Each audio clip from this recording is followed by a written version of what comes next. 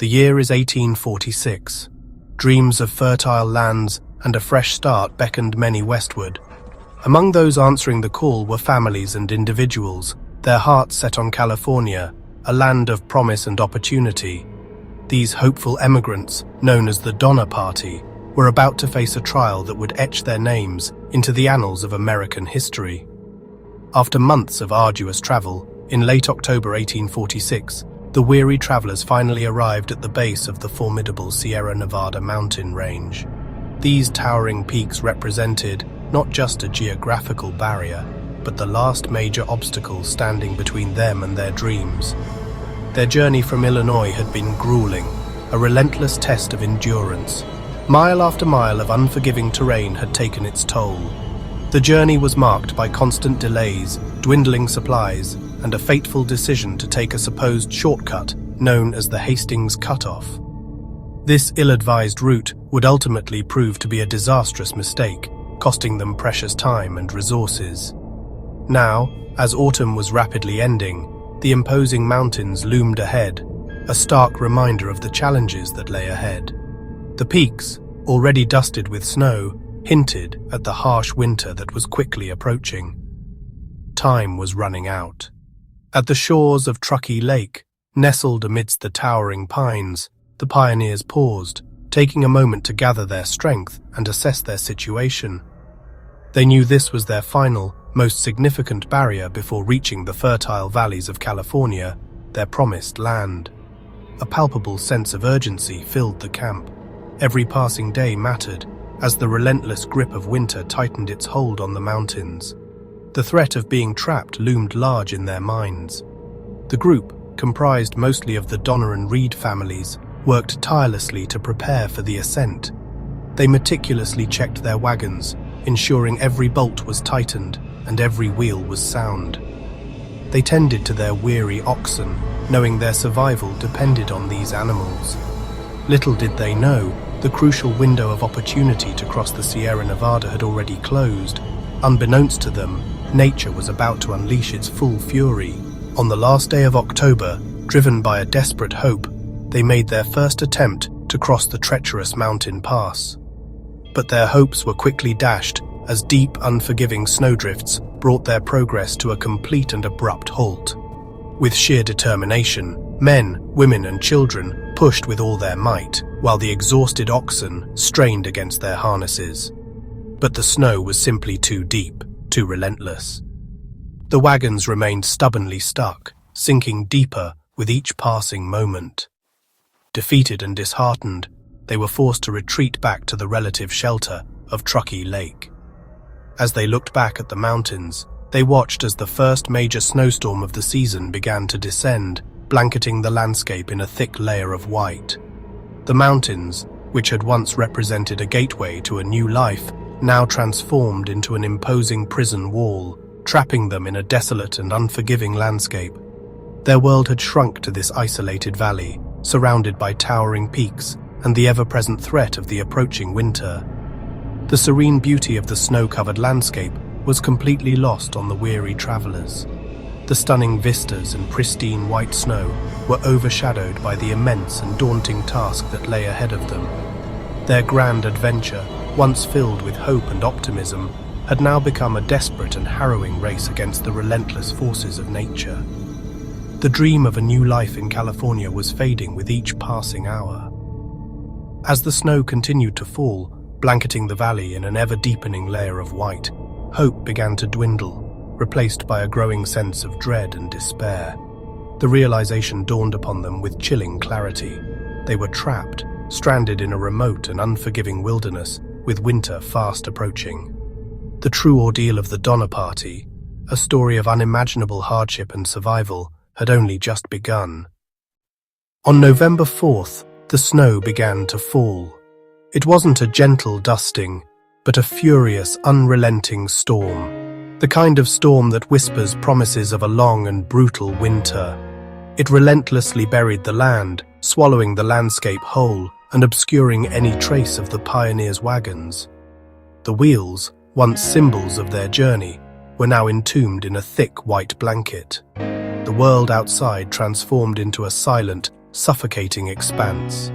The dense snowfall muffled every sound, creating an eerie stillness that pressed in on the small band of travelers. The forest, once a source of wood and game, became a menacing labyrinth of white. The storm forced families to seek refuge in crude cabins and hastily erected tents near the icy lake, offering little protection from the biting cold and relentless snow. These shelters, meant to be temporary, became their prisons. Two main camps gradually formed, one huddled near the edge of the frozen lake, seeking what little shelter it offered, while another group, including the Donner family, remained miles back, further exposed to the elements. The days began to blur together, each one indistinguishable from the last. Inside the dim, smoky shelters, time seemed to stand still. The sun, a distant memory, rarely broke through the oppressive clouds, casting a perpetual twilight over their existence. The three rough cabins clustered by the lake offered scant warmth against the encroaching cold. The thin walls and leaky roofs were no match for the fury of the storm. Relentless snow piled high against the cabin windows, blocking out what little light remained and plunging the interiors into an almost perpetual twilight. The world outside ceased to exist, replaced by an endless expanse of white. The initial hope that the storm would soon pass, a fragile ember in the darkness, slowly began to fade with each passing day. The relentless snowfall showed no signs of abating. The snowdrifts grew to an astonishing 20 feet, burying everything in their path. Cabins disappeared beneath the snow, and the landscape was transformed into a featureless white expanse. Desperate to maintain contact, tunnels were painstakingly dug between the cabins, creating a hidden world beneath the snow's surface. These tunnels became lifelines, connecting the isolated families in their shared struggle. The oxen and cattle, already weakened by the journey, succumbed to the harsh conditions. Their bodies, once a source of sustenance, were lost beneath the ever-deepening snow, a grim reminder of their dwindling resources. Food supplies dwindled to meager portions of flour, dried meat, and whatever scraps could be salvaged. Each meal became a stark reminder of their precarious situation. The children, their energy sapped by hunger and confinement, grew listless and withdrawn. The adults, their faces etched with worry, sat in silence, their gaze fixed on the flickering flames of the fire, seeking solace in its warmth. The grand adventure, the promise of a new life in California, had devolved into a monotonous, desperate wait for the snow to stop, a yearning for a break in the relentless storm that held them captive. The pioneers meticulously rationed what little they had left, carefully tending the fires that provided warmth and melting snow for precious water, the very essence of life in this frozen wasteland. Each day was a quiet, agonizing copy of the last, a monotonous cycle of survival. With each sunrise, hope slowly slipped further away, replaced by a gnawing fear of the unknown. The world above had vanished, buried beneath an impenetrable layer of snow and ice. Survival, in its most primal form, was all that remained, the only driving force in a landscape devoid of hope. By December, the truth was undeniable, a harsh reality settling upon them like the relentless snow.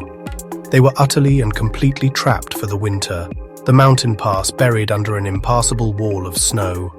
Escape was a distant dream, a forgotten memory. Survival became a grim, repetitive routine, gathering wood against the biting cold, tending fires that offered a fragile warmth, and desperately conserving every ounce of energy. Men, their faces gaunt and weathered, ventured out on makeshift snowshoes, each step a monumental effort, burning precious calories to haul logs back to the cabins. The forest became a battleground. Inside, the cold was a constant gnawing presence, seeping into their bones despite the layers of clothing they wore. All wore every layer they owned, a futile attempt to ward off the penetrating chill. Frost bloomed on the inside of the cabin walls. Sickness spread rapidly in the cramped, unsanitary cabins, a dark cloud hanging over them, with little to do but wait and pray for a recovery that seemed increasingly unlikely. Hope dwindled with each cough and fever.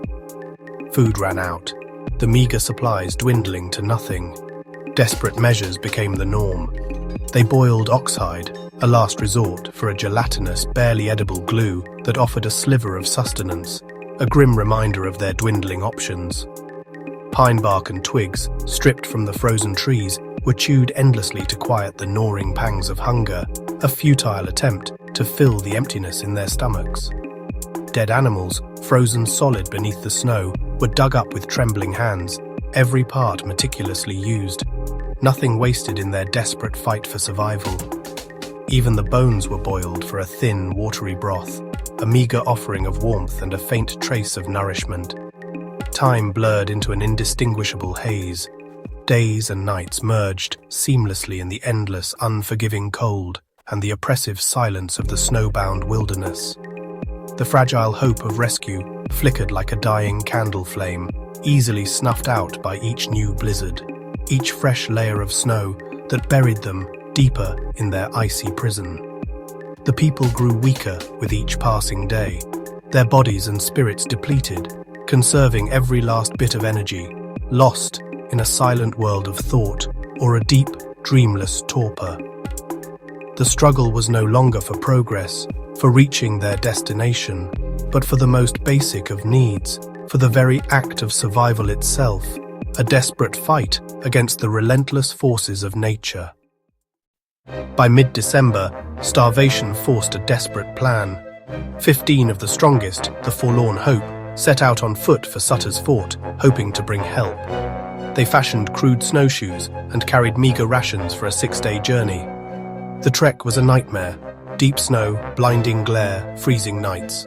Food ran out. Exhaustion and cold claimed the first lives.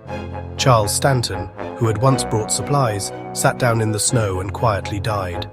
As more perished, the survivors faced a terrible choice: cannibalism.